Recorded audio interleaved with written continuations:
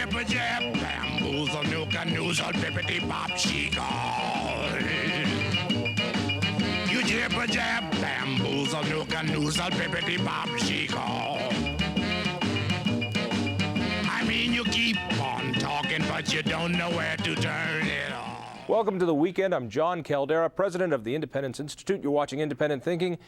There's no better show for me than one of those great "We Told You So" shows, and I wanted to bring on the man who told you so. Was it 5 years ago? Randal O'Toole, who's working for me at that time at the Independence Institute, now with the Cato Institute. Glad to have you here. 6 years ago. Was it I'm 6 glad years ago? to be here, but that was a hard time. 6 years ago, we told them that fast tracks was going to cost a lot more and do a lot less than they claimed, and so far it has. And now everybody says, we had no idea, we had no idea. Chuck Plunkett from the editorial board of the Denver Post, you weren't here during that magical, magical time when Randal was bludgeoned everywhere he went, and mostly in editorials in your paper. It's good to be on the show. All right, first of all, I want to plug this a couple times because Randal gets underpaid, but Gridlock from the Cato Institute, a book about why we're stuck in traffic and what to do about it. So buy 3 copies. You can return them to eBay later, but it helps the sales.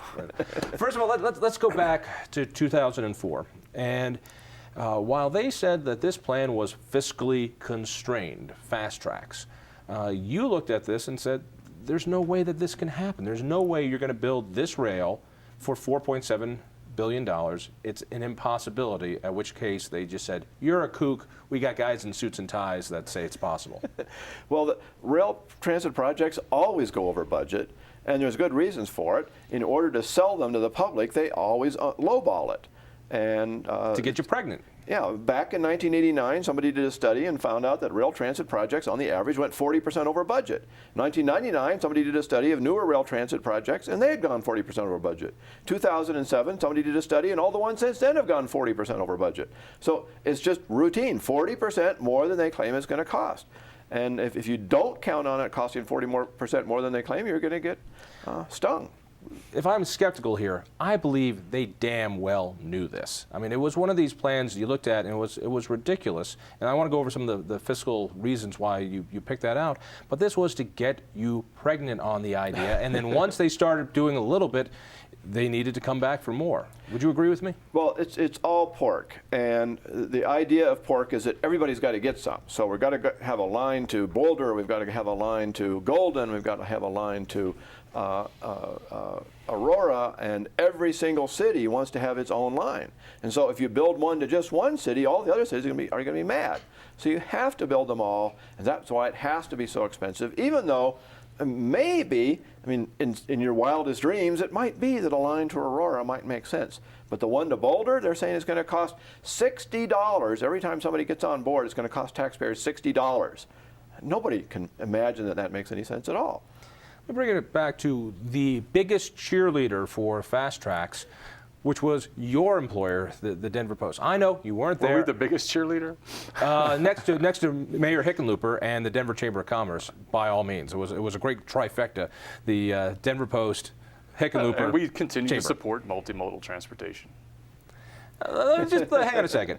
You guys, I'm beating you up as a proxy to all the evil things that your organization has done over the generations. But I ran the campaign against Amendment 23, saying it would bust the budget. You guys endorsed it, worked for it, and then later said, you know, maybe we endorsed it a little too soon. You guys endorsed Ref C and D. I said, don't do it. It's gonna jack up the budget. It's gonna make it harder. And sure enough, that's exactly what happened. It came in much over budget.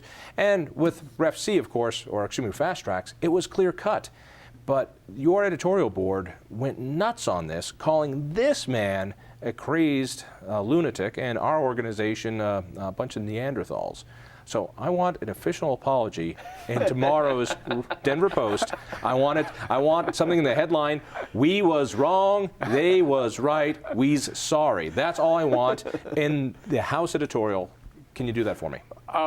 Haven't we tried to come back and revisit this in a responsible way? I don't know that did we use crazed lunatic and Neanderthal? That sounds like out of step with our page. Hang on, it was actually pretty close. It was actually pretty close. I got thrown out of the office once, the editorial offices once, because they didn't like my downsides to the light rail plans. So, Well, so look, the point being, hey, I'm beating up Dean Singleton through you because you're less intimidating. The Denver Post worked on this. The Denver Chamber of Commerce put in millions and millions of dollars into this. Hickenlooper was the guy who spearheaded this, and we were sold a lie. And no one's copping up and saying, we were wrong. Everybody's just saying, well, we got to find a way to fix this. No, I think somebody's got to step up and say, we were wrong.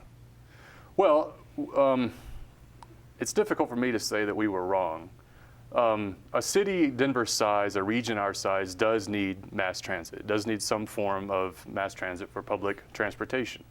It is a laudable goal to have multimodal transportation and not the only option be the automobile. But there have been problems financially, and we have been very hard on RTD since then, both on the reporting side with investigative work that showed why the estimates were so wildly off, and with editorials that have really called them to task, saying, look, you guys have to fix this. You have to be honest with us. You have to come back with a reasonable set of estimates so that voters can vote responsibly on this. And we've even looked at other impacts of fast tracks. As you know, I've weighed in on the so-called environmental effects, or impacts of fast tracks, which were also oversold. So I think we've tried to be responsible to the sense that a city needs a mass transit system. We want to have that kind of thing, and yet we are disappointed with the progress of fast tracks so far, and hope to see some responsible leadership. Bring over to forward. Randal. What is it? I mean, we've got the reports where you said this cannot be done. It will come in over budget and underfunded. Why were you so certain about that? Well, the problem is there's a big difference between mass transit and rail transit, and people conflate the two. But bus transit is mass transit, and bus transit is easy. You look out the window and you say, where are people going? Let's run some buses there, and we'll pick up some riders and maybe make some money. But with rail transit, you have to predict where are people going to want to go 10 years from now, because it takes 10 years to build it. Where are they going to want to go 20 years from now, because it's going to take 20, 30 more years to amortize the cost. And how are you going to pay for it? How much money are you going to have to borrow? You have to borrow hundreds of billions, billions of dollars to do it. You have to make all these predictions about the future. So almost every city that has built rail transit has ended up losing transit riders, or at least transit's share of travel, because they had to cut back on buses to be able to build the rail lines. And the transit riders end up getting hurt. And we see even worse in the cities that historically have had rail transit, like Chicago, whose transit system is just falling apart because every 30 years you have to go back and rebuild it. And they can't afford to do that. And so we end up with these huge costs imposed on taxpayers, no benefits for transit riders, and the transit agencies end up getting in serious trouble. At least 6 different transit agency heads have resigned in disgrace over scandals about rail transit, including Cal Marcella here in Denver. Yeah, but he left with a 30-year pension, even though he was only there for 10 years. It's a good company. And he didn't resign in disgrace. He resigned because he got a better offer elsewhere. Oh, don't think he wouldn't have stuck around to finish it if the system had been going well, but it wasn't going well. Let's look forward, though. Yeah. I mean, all I want, by the way, is just recognition. Well, I can give you this. I can give you this personally. Me speaking as Chuck Plunkett, as a member of the board that exists now, I think that O'Toole was right and has been shown to have been right. And I have, since I started communicating with him this summer and reading some of his work and thinking about the work that he's done on things like greenhouse gas emissions and on the cost of light rail, in its competition with other kinds of transit like buses, I have come to see it that way. I think that light rail is probably not the best solution for Denver, and that some other form that uses buses or a less costly form of transit is a better idea. Certainly one that's more flexible and it's able to move around to change the... Moving forward,